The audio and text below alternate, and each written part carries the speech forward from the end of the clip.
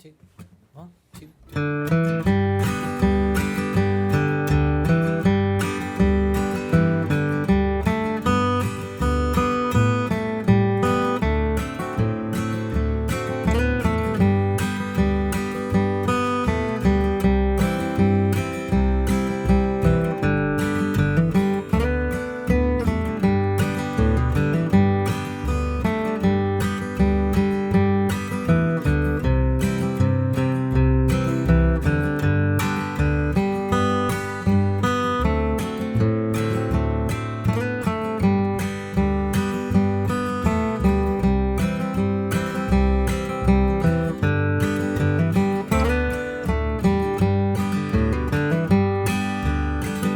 Welcome back to Music with Ryan. Thanks for joining me. This week's featured lesson, we have a beautiful gospel tune in the key of G, done in the Carter style, and that is Are You Washed in the Blood of the Lamb here.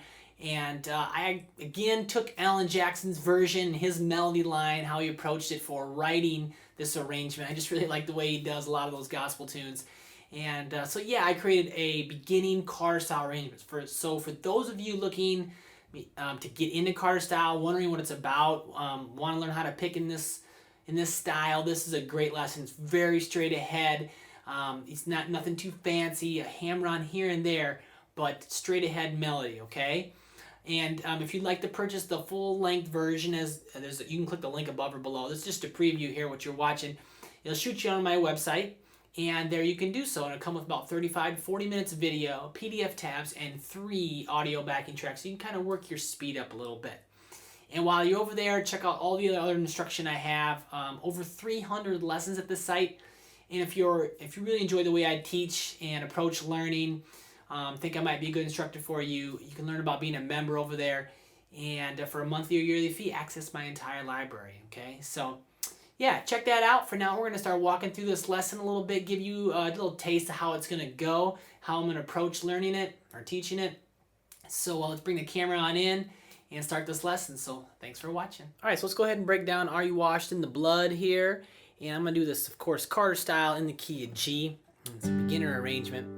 And remember, any markings on the bottom of the staff are pick directions. Follow closely to them.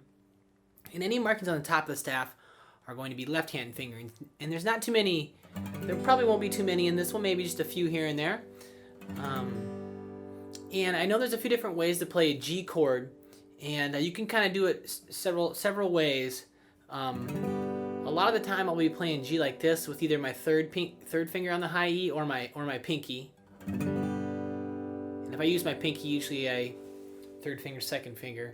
And then sometimes if I'm using my third finger on the high E, then I'm 1 and 2 right here on the low strings. I've just kind of come to a point where I've been playing for so long I can play G multiple ways depending on the move I'm going to be making.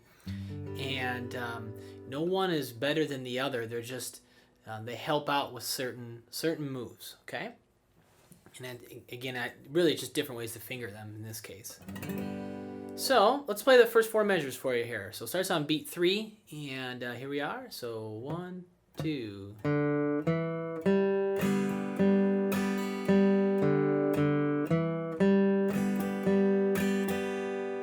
Okay, pretty straight ahead here. 1, 2.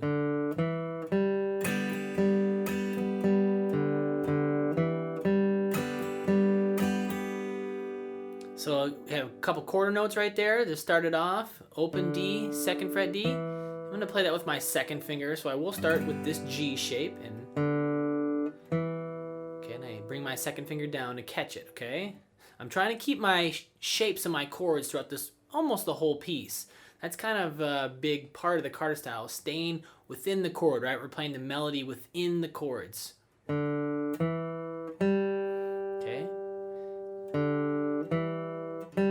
First 3 notes. And then as you see now we have these notes beamed together. We have 8th notes, okay? So it says 3 0 0 3 0 0, and that's the bottom half of this G chord. Oh. Okay, and so when I see them together, they're going to be 8th notes. And I'm going to strum. Okay, so that's a strum. When you see 2 8th notes connected by the beam, there's where I strum.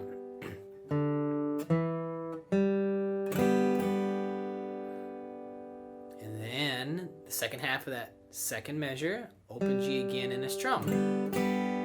Okay, so if you're new to Carter style and still getting involved and kind of learning to read the tabs, measure 2 is a good measure just to practice, to understand what is going on. And as we get going, I'm going to move along a little quicker, but for now I'm going to take these first few measures and go pretty slow, and then again we will move along quicker. We'll see similar concepts and similar themes all across the rest of the piece. But I want to make sure that you understand what you're reading. So that second measure, okay,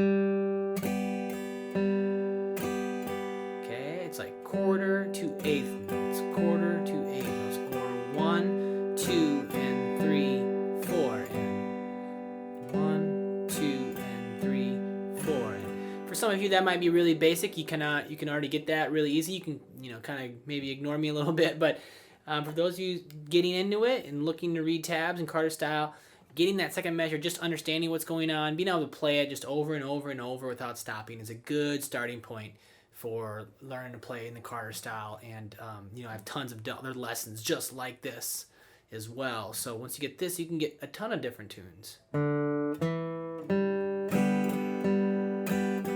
That's the first measure and a half, or first 2 measures. And then the third measure, and it's all quarter notes. Again, I do have to move my second finger to the second fret of the D. 1, 2, 3, 4. And then the fourth measure is just like the second measure. Okay, the melody note really likes to hang out on that G note, okay? Because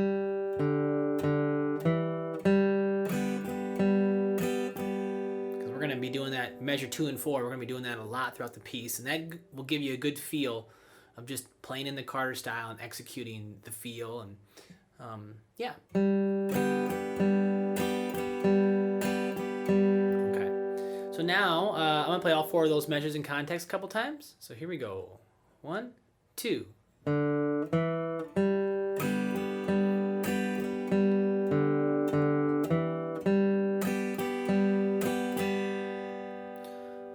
2. Oh, I'm sorry. 1, 2.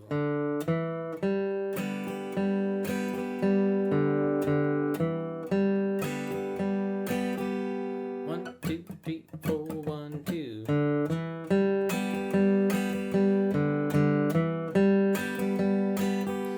And again, or not again, but I haven't mentioned this, but in some of those measures where you're strumming, you're playing the melody note and strumming, you want to certainly bring the melody note a little more forward than the strum. So they need a little bit, melody notes need a little more weight or a little accent.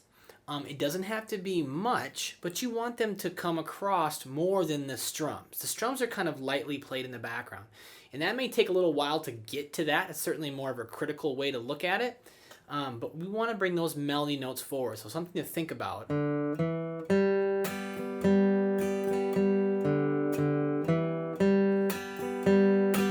and I'm kind of even exaggerating a little bit perhaps, but in the measures where you're strumming and playing melody notes, think about that. Think about bringing the melody notes forward so the listener can hear it, okay? Because otherwise it can kind of just get lost in there.